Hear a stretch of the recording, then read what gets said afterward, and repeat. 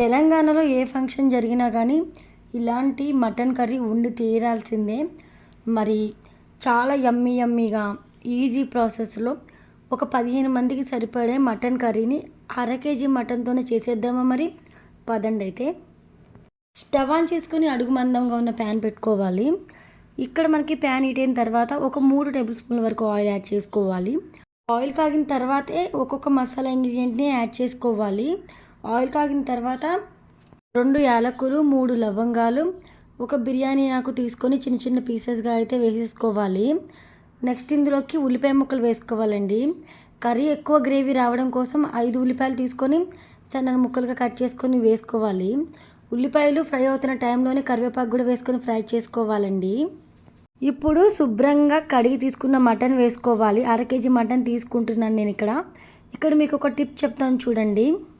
Mutton మనం ఇంటికి తీసుకొచ్చిన తర్వాత పీసెస్ కొంచెం పెద్ద పెద్దగా ఉంటాయి కదా, వాటిలో ఒక్కొక్క పీస్లో 3 ముక్కలు కట్ చేయండి. చిన్న చిన్న పీసెస్గా కట్ చేసుకోండి. అప్పుడు మనకి కూర ఎక్కువగా ఉన్నట్టు అనిపిస్తుంది, అలానే గ్రేవీ కూడా ఎక్కువగా ప్రిపేర్ అవుతుంది. ఈ ట్రిక్ తెలిస్తే చాలు ఈజీగా ప్రిపేర్ చేసుకోవచ్చు కర్రీని. మటన్ వేసిన వెంటనే ఉప్పు వేసి ఉడికించుకోవాలి. ఒక 3 నిమిషాలు మంటని హై ఫ్లేమ్లో ఉంచేసి ఉడికించుకోవాలండి మటన్ని.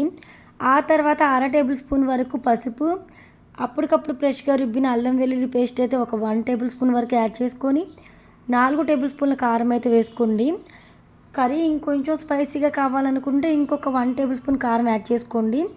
ఇంకా అంత కారం మేము తినలేము అనుకుంటే ఇంకొంచెం తగ్గించుకోండి. ఓవరాల్గా మీ టేస్ట్కి తగ్గట్టుగా కారం యాడ్ చేసుకోండి. ఇప్పుడు ఇందులోకి మసాలా పొడి అయితే యాడ్ చేసుకోవాలండి. ఒక అర టేబుల్ స్పూన్ వరకు మసాలా పొడి అయితే యాడ్ చేసుకొని ఇప్పుడు మనం యాడ్ చేసుకున్న మసాలాలన్నీ కూడా చక్కగా ఈ విధంగా కలుపుకుంటూ ఫ్రై చేసుకోవాలండి. మటన్ ముక్కలు కాస్త ఫ్రై అయిన తర్వాత 2 టమాటాలు తీసుకొని సన్నని ముక్కలుగా కట్ చేసుకొని వేసుకొని టమాటాలు కూడా మగ్గేంత వరకు ఈ విధంగా కలుపుకుంటూ చక్కగా కర్రీని అయితే ఉడికించుకోవాలండి. ఇప్పుడు టమాటాలు కాస్త మగ్గిన తర్వాత గ్రేవీ కోసం వాటర్ యాడ్ చేసుకోవాలి. నేను ఇక్కడ ఎక్కువ గ్రేవీ వద్దు అనుకుంటున్నాను, సో చిన్న గ్లాసులు వాటర్ అయితే యాడ్ చేస్తున్నాను. మీకు ఇంకా ఎక్కువ గ్రేవీ కావాలనుకుంటే పెద్ద గ్లాసులు వాటర్ యాడ్ చేసి వెంటనే ఉప్పు కూడా వేసేయండి. టేస్ట్కి సరిపడా ఉప్పు వేసేసుకోవాలి.